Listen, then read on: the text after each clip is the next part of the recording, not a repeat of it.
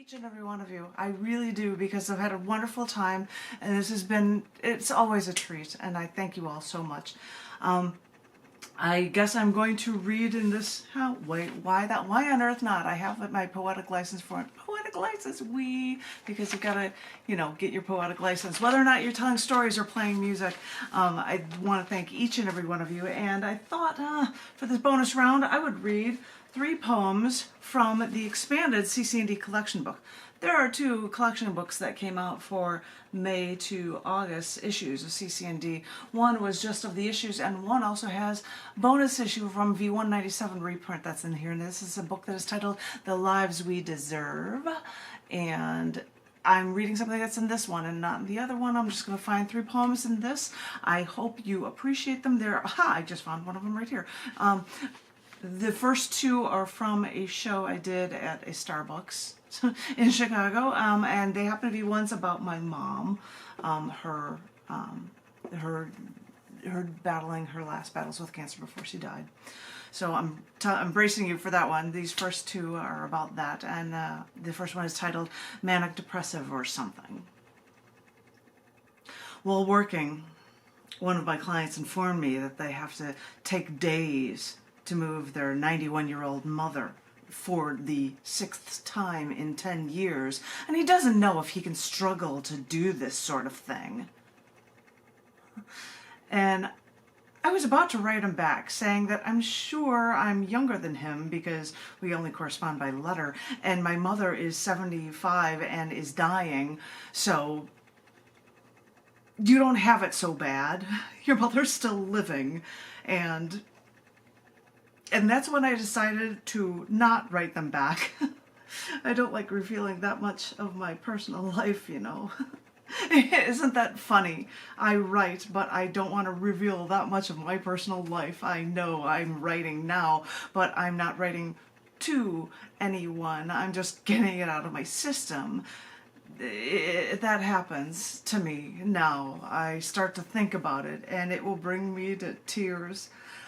And then I'll have to clean myself up, and then I'll have to readjust so everyone else is just having a normal life.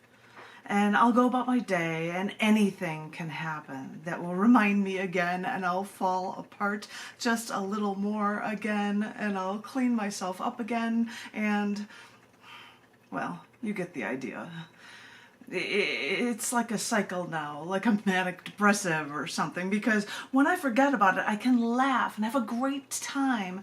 And when I'm in those in-between stages, no one notices at the grocery store that I'm losing my mother. I don't let it on. I don't act happy. I don't act sad. I just live in that in-between time until I remember again and drop down again. And I'm depressive again, until that cycle lets me go back up. Manic depressive or something. The second one from that is the last one you're going to hear about my mom in this case. This is titled Listening to the Cancer Ads.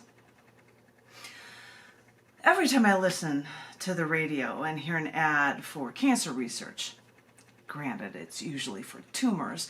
Well, now I listen actively. And now I know she had cancer before, breast cancer, cervical cancer, and after the surgery and after the chemo, she got a clean bill of health. And now she's got leukemia, cancer in the blood, not in a tumor. So there's no one spot to attack.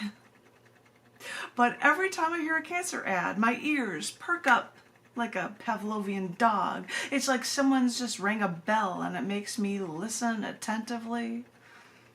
And I know it doesn't make a difference.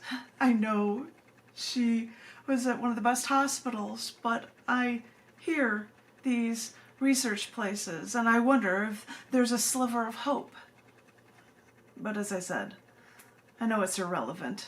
She's already gone through 2 types of chemo, and I know she's decided to stop the treatment, so I know there's no point in new therapy. But I still can't help it. I'm still forced to respond to these ads like some sort of stupid Pavlovian dog. I hear these ads that are supposed to mean nothing to me. Still, I listen. That was from a show that was titled Getting Wired. Thank you, you guys. I know, that's a Starbucks cup, you know, but that was just the thing for that. But one that is totally different for the ending one. I imagine it was for a show, but I can't remember what one. This is a poem called Key to Survival, which was funny because I heard her say Key to Survival recently, so, but it's not the same. But anyway, this is Key to Survival. It comes in 3 parts. Have you ever met someone who has a flock of people around them and that someone is just naturally talking, but people are attracted to them like moths to a flame? People there are like sun-tanning high school girls facing this person's bright light, wanting to soak them all in and hoping they're more beautiful for it. You see these people, everyone smiling, circled around this special someone. It's like an animal magnetism. You can't help but try to nudge in and hear their words to try to get a little of that narcotic for yourself. It's like being a child again with a ton of kids in a candy store and someone's giving out free candy and all the kids are so thrilled and they're grinning from ear to ear. You haven't even gotten close enough to hear their words, but you're already starting to smile. Have you ever met someone standing at the corner of an intersection? They look dirty and disheveled, and you try to keep your distance because you're guessing they're homeless and asking for money, but you have to pass them, and they're right there on the street in front of you, and so you try to walk on the farthest edge of the sidewalk, but then you watch them from your peripheral vision, and you see them making animated gestures, and you see their face contorting, and it's like they're having a great debate with no one. It's like they're giving a speech of a lifetime to no one, because you see, no one wants to listen. Everyone knows this is a madman raving, so you just try to ignore them and make a point to not listen. I mean, there's a hell of a lot of noise we tune out of our minds. Cars going by, honking their horn, a low rumble of other people talking nearby, the shuffling of your footsteps. Well, this is just another one of those noises. You don't want to hear them. You've had a bad feeling about them as soon as you saw them. Just ignore them, and hopefully they'll go away. I knew a woman who had a date with a male friend of mine, and after the date, the guy talked about how great she was, and they talked about their future and what they both wanted, and he talked about the inside of her place, but after he left messages for her repeatedly, she never called him back again. Saw this woman weeks later at a Starbucks, and she said she felt bad, but she never wanted to see him again, because during their date they never talked about what they wanted. He talked about what he wanted, like how women shouldn't work because he told her how many of his children she would bear. She wouldn't allow him into her home. Does that mean he was looking through her window? And she even said that after the date, she showered for hours because she felt mentally raped. Poor girl.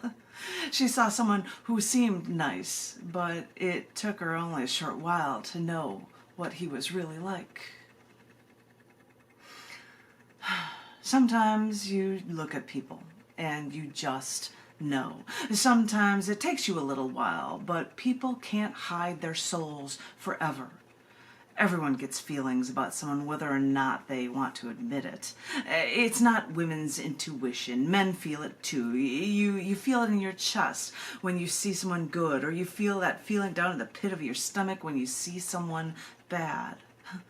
Sometimes you look at people and you just know. And you can try to avoid that feeling that you get. You can try to shrug it off as nothing. You can try to run away from that feeling for years, but you can't hide from your soul forever. It'll catch up to you when you least expect it. Sometimes you just know. You've felt it. I've felt it too. We know what to run to and what to steer clear of. We've got to. It's in our nature. It's a key to our happiness and our key to survival. Key to Survival. You got to hear a long one. Thank you. You guys are triple plus awesome. I think we're nearing that. Yes, we are. We're right on target with it. I want to, I say I thank everyone, but I want to double plus thank John F. McMullen for setting this up. You are triple plus awesome. No, you are the best. I love you for it, and thank you, thank you, thank you. And I am doing a live feed that I'm about to run out of power for, so I don't know what the first Sunday in December is, but I will be here. I hope you all will too. Thank you all so very much. I'm sorry that people had to leave when they left, but you are all the best, and I hope you have a wonderful month. Happy early Thanksgiving for people who celebrate Thanksgiving, and if anybody has any final comments, please share if you were interested, my darlings. The stage is yours as I